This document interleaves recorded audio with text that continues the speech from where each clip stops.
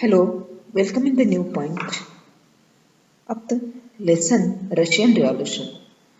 We are looking how the socialism inculcated in the Europe and how it made effect in the Russia. In this part, we are going to see socialism in Russia, how it rooted in the Russian land and it made effect or it given lead to the Russian Revolution. We will see in this part. All political parties were illegal in Russia before 1914. Before 1914, whichever parties were formed in Russia, it were illegal. There was no legalization to the government of these parties. The Russian Socialist Democratic Labour Party was formed in 1808. The first party which formed in the Russia, the Russian Socialist Democratic Labour Party, which is formed in 1898. It was inspired or respected the Karl Marx ideas. However, because of the government policing, it had to operate as an illegal organization. It set up newspapers, mobilized workers, and organized strikes. This has done by the Russian Socialist Democratic Labour Party. This party worked with the inspiration of the Marx idea and it was illegal. Maybe it was formed as illegal, but this party worked with setting up newspapers. It mobilized workers' views, and this party supported organized different strikes in the industries. It struggled to give. Now see the another political party, which is the Socialist Revolutionary Party, which formed in a 19. This party struggled to give peasants their rights over land that belonged to nobles. In the earlier point, you have studied the land was cultivated by the peasant, but it was owned by the church, noble, or the landlords. But the peasant were interested to redistribution of the land. The land, if they are cultivating, it should be belonging to them. This was the demand of the peasant. For that, the Socialist Revolutionary Party worked. This party established in a 19.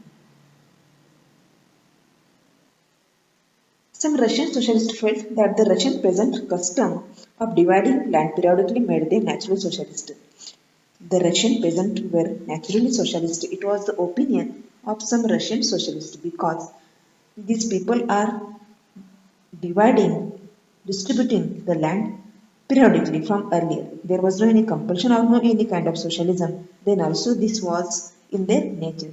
So they are natural socialist. So peasant, not workers, would be the main force of the revolution. They were thinking peasants are the main force of the revolution.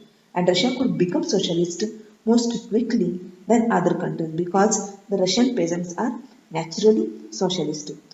Socialists were active in the countryside through the late 19th century.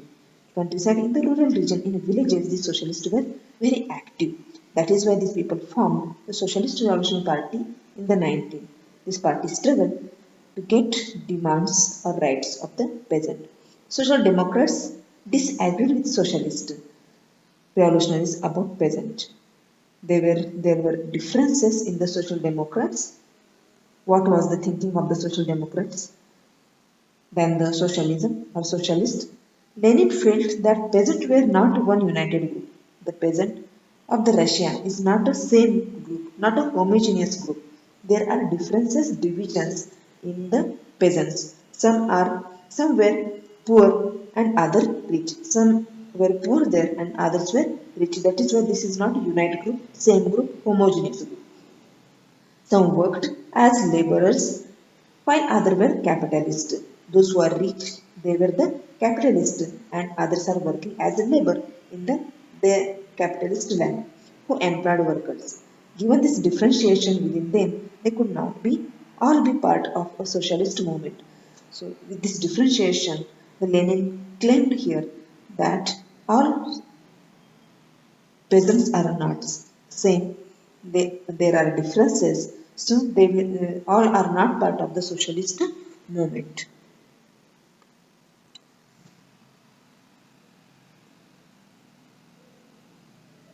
The land was periodically divided by the peasants. This made them natural socialists. We have discussed in the earlier part. But Lenin did not agree with this as he felt that peasants were not one social group. So Lenin was thinking these peasants are different from each other. The picture of Lenin you are looking, Vladimir Lenin. This is the picture of Lenin. The party was divided. The Social Democratic Party was divided into groups. The party was divided over the strategy of organization. Lenin, he led the Bolshevik group. The group led by the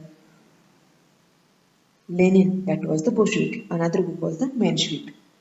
So the Bolshevik group was led by the Lenin. Thought that in a repressive society like Tsarist Russia, the party should be disciplined and should control the number and quality of its members. This was the idea, thinking of the Lenin. We are fighting, we are struggling with the repressive Tsarist or Tsar. For this, it is needing discipline in the party. Whoever is in want, they should be not part of our party. The number and quality of members must be controlled. This was the thinking of Lenin. That is why the party is divided in the two parts. So the part which led by the Lenin, that was the Bolshevik. This is the second part of the party which divided into part, that is one was the Bolshevik and this is the Menshevik. Morotov led this group. The thinking of Menshevik, they were open-minded. They said they kept the party should be open to all. Whoever want, they should be part of our party. So on this basis, the Socialist Revolutionary Party divided in two groups, that is the Bolshevik and Menshevik.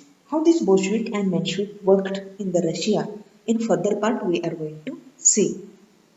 Here we have studied how the socialism occurred, started in the Russia. In the next video, the next point we will discuss a turbulent time, the Revolution 1905.